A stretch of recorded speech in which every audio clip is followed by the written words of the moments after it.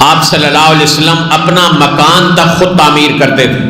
کوئی چیز ٹوٹ پھوٹ گئی تو اس کی تعمیر کے لیے ایک مرتبہ دو صحابہ بتاتے ہیں کہ ہم حضور علیہ السلام کے گھر میں گئے، آپ صلی اللہ علیہ وسلم اپنا مکان خود لیپ رہے تھے تو ہم بھی شامل ہو گئے۔ جب کام سے فارغ ہوئے تو حضور صلی اللہ علیہ وسلم ہماری مدد کرنے پر بڑے خوش ہوئے اور ہمیں بہت دعائیں دی۔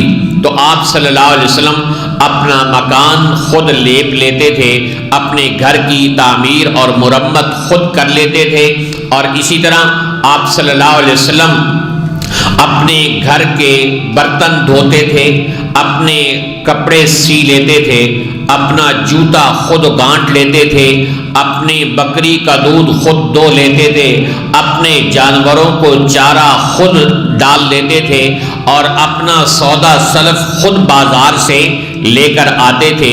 یہاں تک کہ آپ صلی اللہ علیہ وسلم اپنے گھر میں جھاڑو بھی دے لیتے تھے۔ حضرت عائشہ فرماتی ہیں کہ اگر میں آٹا گوندھ رہی ہوتی، آپ صلی اللہ علیہ وسلم مجھے پانی لا کر پیش کر دیتے تھے۔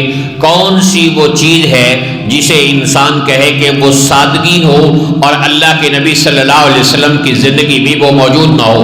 بتائیے، یہ جو میں نے صرف چند جھلکیاں بتائی ہیں، ان میں سے کون سی چیز ہے جو آج ہماری زندگی میں موجود ہے؟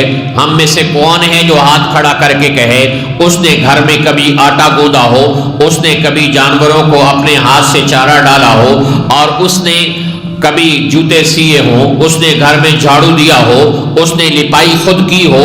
رسول پاک صلی اللہ علیہ وسلم دو جہان کے سردار ہیں اور امام الانبیاء والمرسلین ہیں اور شہنشاہ کائنات ہیں، اس کے باوجود آپ صلی اللہ علیہ وسلم ان کاموں کو خود کیا کرتے تھے، اور اس کے لیے کسی خادم، نوکر، ملازم کا انتظار نہیں کیا کرتے تھے۔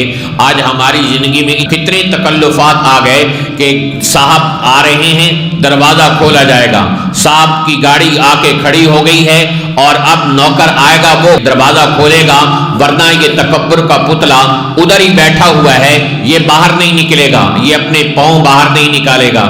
اگر اس کی کوئی چیز گر جائے گی تو یہ نہیں اٹھائے گا، اس کا ملازم اٹھائے گا۔ اللہ کے رسول صلی اللہ علیہ وسلم کا کوئی کوڑا گر جاتا یا کوئی چیز گر جاتی تو آپ صلی اللہ علیہ وسلم خود بڑھ کر اس کو اٹھا لیا کرتے تھے۔ اب تو پینسل بھی گر جائے تو اس کے لیے بھی اٹھانے کے بجائے ملازم کو بلایا جاتا ہے کہ یہ اٹھاؤ۔ تو چھوٹی چھوٹی چیزیں جو آپ صلی اللہ علیہ وسلم کی زندگی کا حصہ تھیں، ان کو اگر ہم اپنانے والے بنے تو وہ ہمارے لیے سنت کا درجہ رکھتی ہیں۔ تو سادگی مجبوری نہیں، سادگی سنت ہے، لیکن اس کو اپنائے کون؟ ہم تو تکلفات میں پڑ گئے اور تعیشات میں پڑ گئے اور آپ صلی اللہ علیہ وسلم کی سادہ زندگی کو چھوڑ دیا۔